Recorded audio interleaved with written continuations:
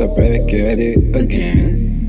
Yeah. Don't forget to like, comment, subscribe, and share this with a couple friends. Yeah, it's your boy, Young Sapo. Yo, what is up, guys? It's your boy, Young Sapo. and I'm back again for another Video. Listen, y'all. Chapter 1083, The Truth About That Day. And with the cover page starting off, we get Doflamingo tending to a fallen chick and making a nest with his infamous pink flamingo coat. And this isn't like a story-based cover story. This is a cover story that a fan requested for. So this is actually a kind of cool one because we don't get this out of Doflamingo in the story, but maybe we will at some point in time because we know that the Straw Hats might have changed how he acts and how he treats others. Now, let's get into the review of this chapter. So this chapter overall for me was about a 9 out of 10 because we're getting the information that we have been longing for since we've known that Sabo left Mary Joyce, not with the others, but he left by himself, and that he was framed for killing Cobra. So we get the full breakdown of what happened. So we never knew what had been happening with the Revolutionary Army and what they have been doing all this time. So basically they have been destroying these food reserves that the people of Mary Joyce use, basically making them suffer as the people of nations that aren't getting the food, the water that they need are suffering today, and how they have been suffering in the past as well.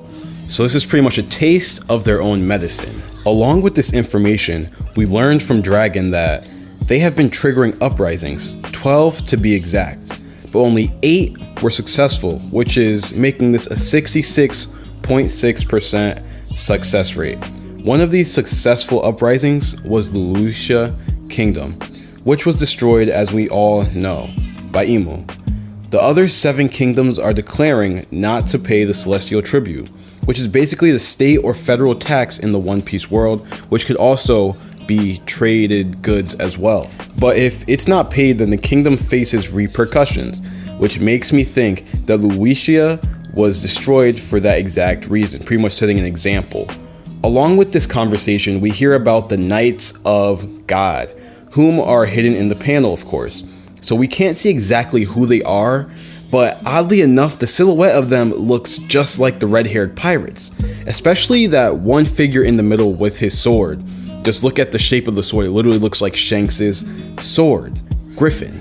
But from what Dragon is saying, these individuals are strong and basically the final resort for the world government if the shit hits the fan. And guess who made that fan spin? Sabo. So Dragon and Ivankov say, you are going to be their main target. Do you know what you done, young Flame Emperor boy? And Sabo admits he hates that name. So now we get what happens at Mary Joyce. And Dragon explaining how these rulers are all inhumane, but Cobra was one of a kind. He was a sovereign citizen, one who cares about others and takes care of those that he doesn't know even.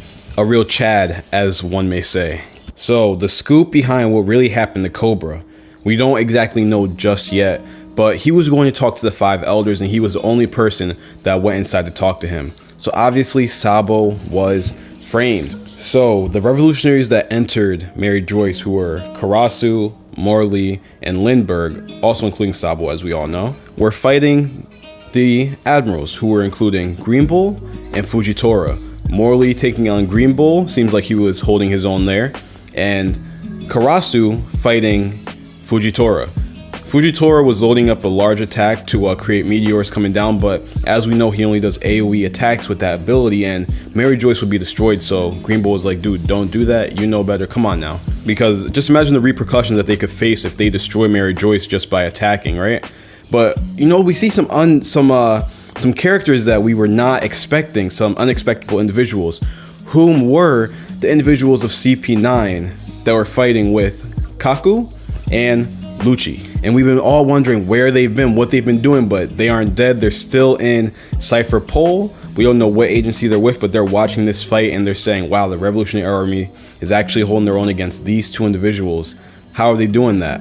And it's actually an amazing thing because we know that they're not just pushovers now. We see that they could actually fight, that they're not just behind Dragon, Sabo, and Kuma, and also Ivankov. They're actually holding their own against 2 of two of the strongest characters, not top 10, but probably like top 15 characters in the story. And that's something that's a very high thing to do, you know? So Sabo enters the castle of Mary Joyce, where the 5 elders are, and also where 𝚤𝚙𝚎 brought Kuma and his son in order to go and snag Shirahoshi, because obviously we know that they want Shirahoshi. 𝚤𝚙𝚎 always wants somebody that is of a mermaid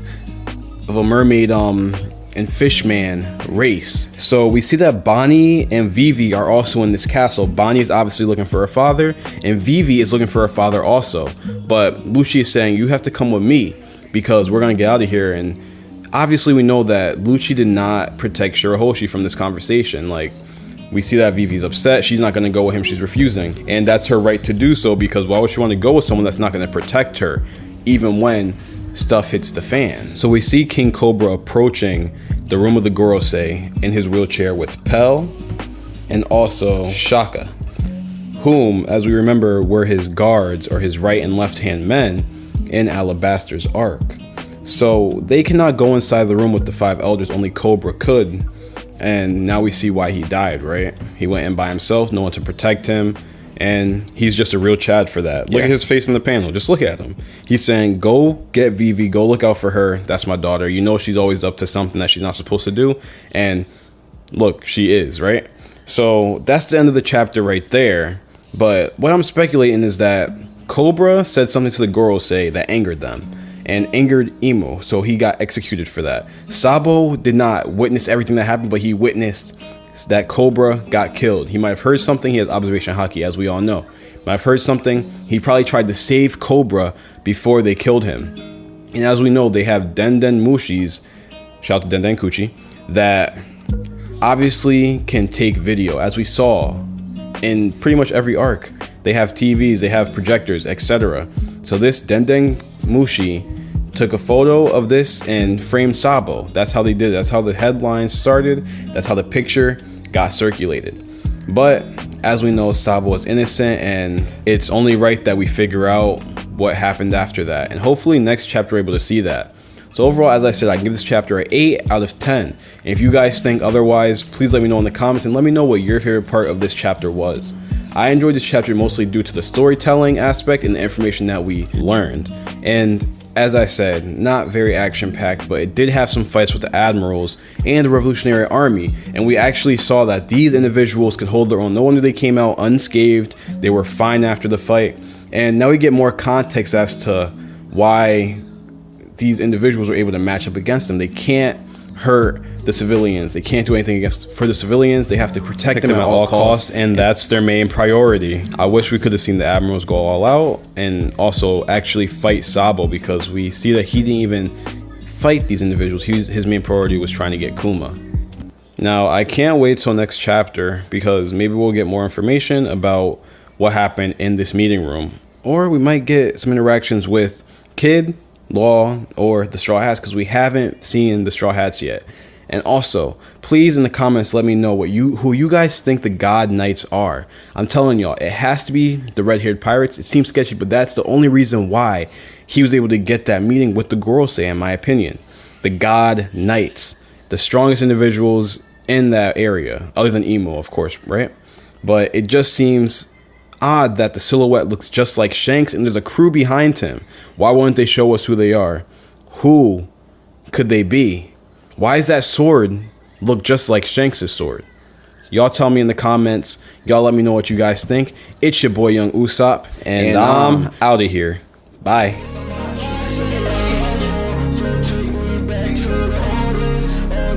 Say that I